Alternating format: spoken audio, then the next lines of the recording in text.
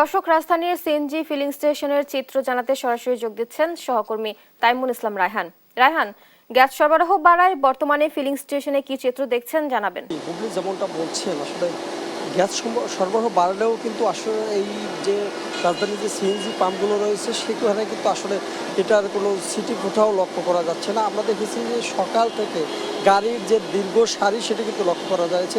আমরা যদি একটু ক্যামেরার চোখে দেখাই, আমি এই মুহূর্তে রয়েছি রাজধানীর যে রামপুরা এলাকা রয়েছে, রামপুরা এলাকার চিত্রের কথা বলি, যদি সকাল 6টা থেকে দীর্ঘ সারি তৈরি হয়েছে এবং কি সিএনজি তারপরে প্রাইভেট কার তারা কিন্তু সকাল থেকে যে চালকরা তাদের যে ভোগান্তি সেই কথাটি কিন্তু তারা বলছিলেন।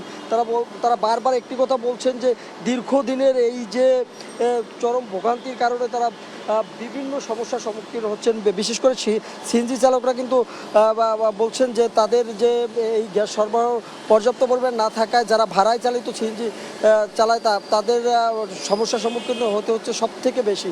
তারা বলছেন যে তাদের যে জমার যে 1200 টাকা সেটি কিন্তু আসলে এই যে দীর্ঘ সময় ব্যয় হওয়ার কারণে সেটি জোগাড় করা সম্ভব হচ্ছে না, এমনটা কিন্তু জানিয়েছেন।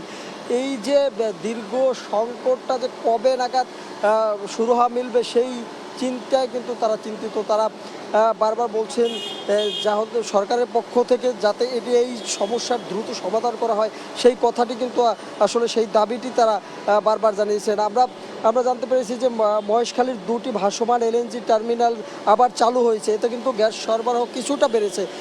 কিন্তু গ্যাস সরবরাহ কিছুটা বাড়লেও সিএনজি ফিলিং স্টেশনের কর্তৃপক্ষ কিন্তু বলছেন যে আসলে লাইনে এখনও পর্যাপ্ত পরিমাণ গ্যাস আসেনি, যার কারণে এই ভোগান্তির আসলে সিটি ফোটাও কাটেনি। তো সব মিলিয়ে যদি বলি যে দীর্ঘদিনের এই ভোগান্তি এখনও চলমান রয়েছে, গ্যাস সরবরাহ কিছুটা স্বাভাবিক হলেও এই যে এখন পর্যন্ত পর্যাপ্ত পরিমাণ গ্যাস কিন্তু আসলে লাইনে নেই সেই কথাটি কিন্তু বারবার এই পাম্প কর্তৃপক্ষ বলেছেন। তারা বারবার বলতে চাচ্ছেন যে গ্যাস সরবরাহটা যদি কোনো সম্পূর্ণরূপে চালু না হয় তাহলে কিন্তু এই সংকট কাটা সম্ভব হবে না বলে জানিয়েছেন। তাছাড়াও যদি আমি একটু বলি, সিএনজি চালকরা যে তাদের এই যে জীবিকা নির্বাহ করে গ্যাসেরও এই সিএনজি চালানো তারা কিন্তু বারবার বলছিলেন যে ভাই বিভিন্ন সংকটের কারণে তারা নিজেদের যে চাহিদা সেটি কিন্তু পরিবারের চাহিদা পূরণ করতে পারছে না গ্যাসের জন্য, এবং কি শুধু সিএনজি ফিলিং স্টেশন না, বাসাবাড়িতেও কিন্তু গ্যাসের তীব্র সংকট এখন পর্যন্ত কাটেনি সেই কথাটি কিন্তু তারা জানিয়েছেন।